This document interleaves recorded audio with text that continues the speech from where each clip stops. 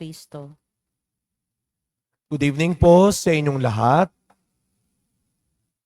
Marahil habang nakikinig po tayo ng unang pagbasa kanina, ay meron tayong naalalang sikat na kwento bata pa lang tayo.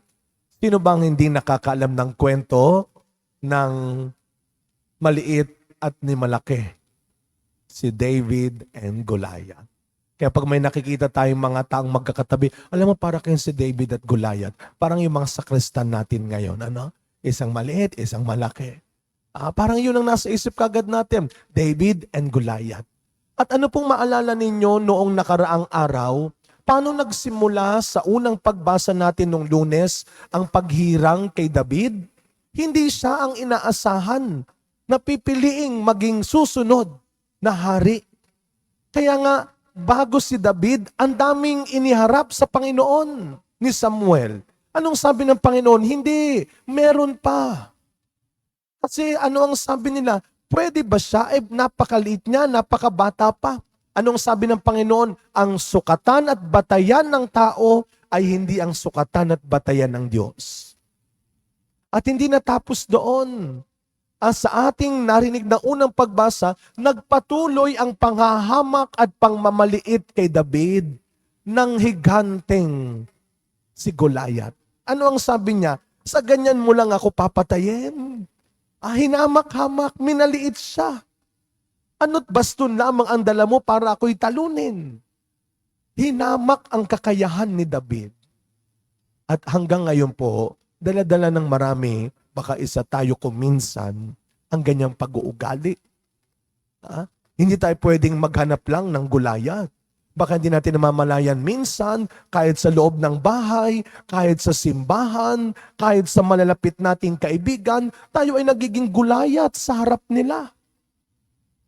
Tayo ay naninino, ika nga ng matatanda. Sinisino natin ang mga kasama natin. Sinusukat natin sila. Tinitimbang natin sila ayon sa sukatan at timbangan ng mata ng mundong ito. Kapag hindi maayos ang damit, kapag hindi branded ang damit, kapag hindi makinis, kapag hindi maayos, kapag hindi maganda ang dala, basihan, sukatan ng mundo.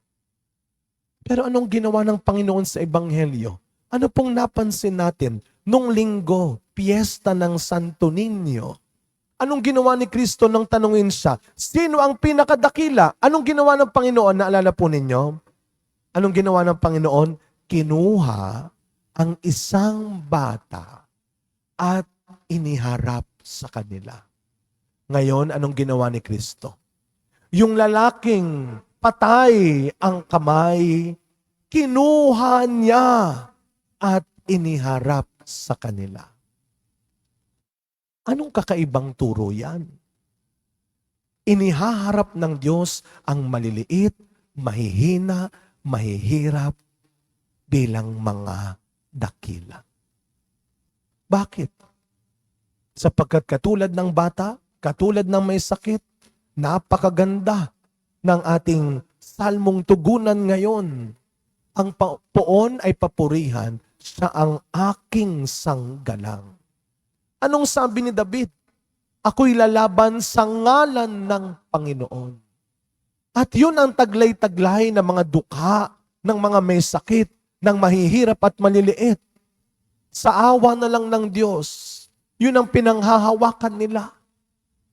Yung pananampalataya sa Diyos at yan kung minsan ang wala na tayo. Dahil ang ating ginagawa ng basihan ng kalakasan, ng kakayahan, ng katanyagan at kadakilaan ay ang binibigay ng mundo at hindi na ang kayang gawin ni Kristo para sa iyo. Binibiro ako kuminsan ng mga kaibigang kumpare. No? Sabi nila, kayo napakaswerte nyo ha? Napaka-bless ninyo.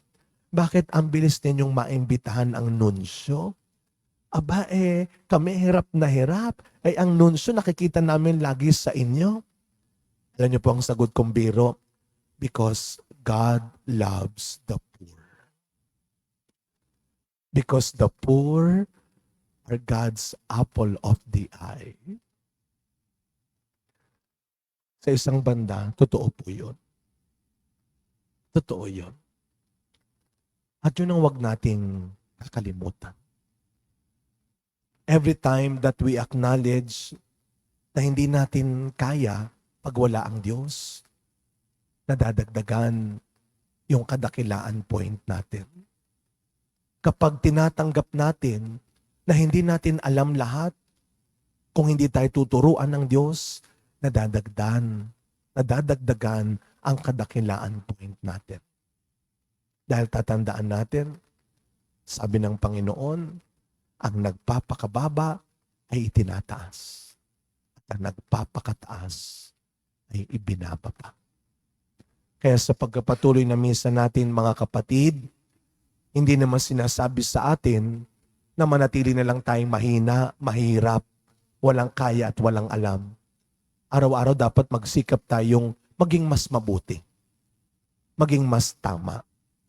Pero sa mga pagkakataon na kailangan nating tanggapin na may kahinaan tayo, na may kakulangan tayo, na meron tayong kahinaan, huwag tayong matakot harapin, tanggapin.